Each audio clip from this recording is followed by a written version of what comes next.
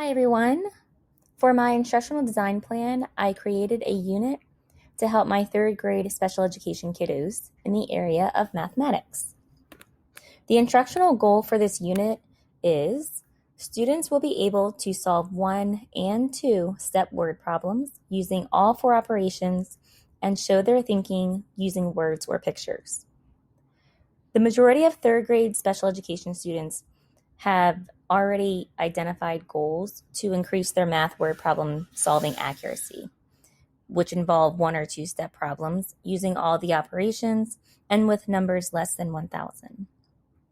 The main reason students are unable to accurately solve word problems, I've noticed, is that they have a lack of reading proficiency. Therefore, students need to be taught other strategies to help them solve the word problems without having to struggle through reading every single word. One of the instructional strategies that I have incorporated throughout this unit is collaboration. Collaboration is a major instructional tool to utilize within the classroom to engage students in their learning and motivate them to actively participate and to try their best. To get students to collaborate, students will be grouped heterogeneously with students that can work together appropriately. Since I teach in a special education classroom for behavior students, making sure that students are able to work together nicely and respectfully is a major component.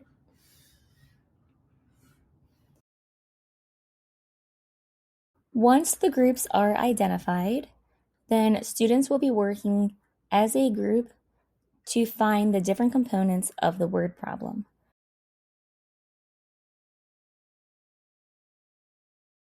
To give a brief overview of the unit, there are 5 components that we need to look for: the numbers, the operation word, the unit word, the equation, and showing their thinking using words or pictures.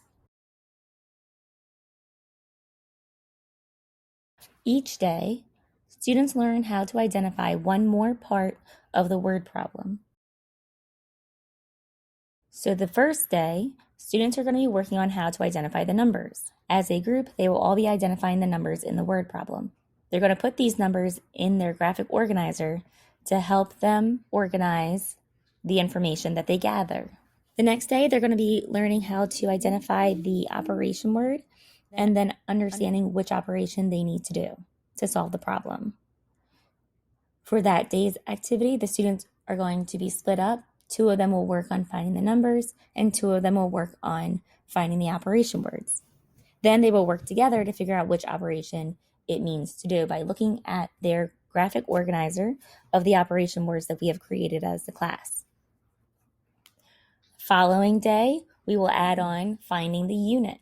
After that, students will work on creating the equation, and then finally, students will be learning how to show their thinking using words or pictures. So each day, students will have a different role that they will need to work on independently, and then they will work as a group to create the equation and to double check each other's work.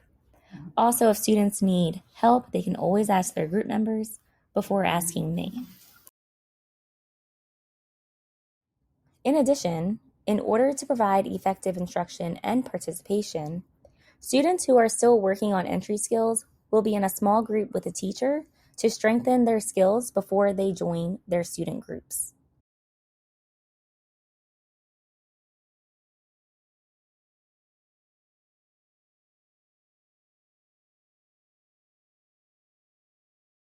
One type of assessment that I use in this unit are daily exit tickets. These exit tickets are to be delivered at the end of each lesson.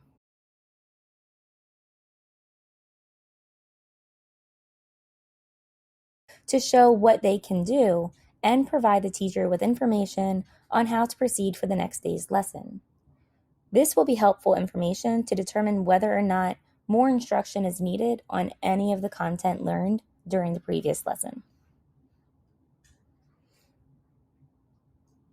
Now, in order to determine if this unit was successful, multiple data sources will be collected and analyzed, such as formative observations. So this is the teacher looking for engagement, participation, and collaboration.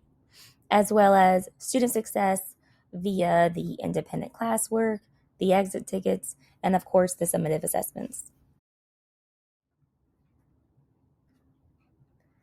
From carrying out this instructional design process, I have learned how to identify important objectives and order them in a specific manner to make instruction the most effective. I've learned how to incorporate activities that all learners will benefit from and how to choose materials that will support. But most importantly, I've learned how to start thinking of creating my own unit.